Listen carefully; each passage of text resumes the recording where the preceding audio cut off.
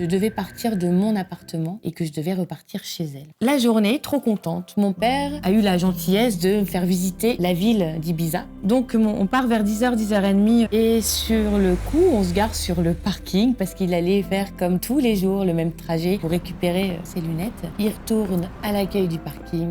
Et là, il retrouve ses lunettes. Une fois qu'on est monté tout en haut de ce fort, on discute face à la mer et il m'explique justement qu'à quelques mètres en dessous de nous, on voit une plage. Il m'explique que c'est dommage parce que cette plage, elle n'est pas accessible. Mon père reçoit un coup de fil, donc il s'éloigne. Et moi, je continue à regarder cette vue magnifique et je vois une sorte de personne ou de chose flottante. Cette personne, elle respire bien longtemps, elle est forte, en apnée sous l'eau. Et le temps que ça monte au cerveau, je me rends compte que c'est une personne qui est morte dans l'eau à quelques mètres de moi. J'appelle mon père, je dis papa, je pense qu'il y a un cadavre. Mon père raccroche, il penche sa tête pour regarder. Il se relève, me regarde et me confirme que c'est un cadavre. J'ai ressenti un choc assez brutal car on retrouve les lunettes. Là, je vois un cadavre. J'assimile mon rêve, ça me fait un peu peur.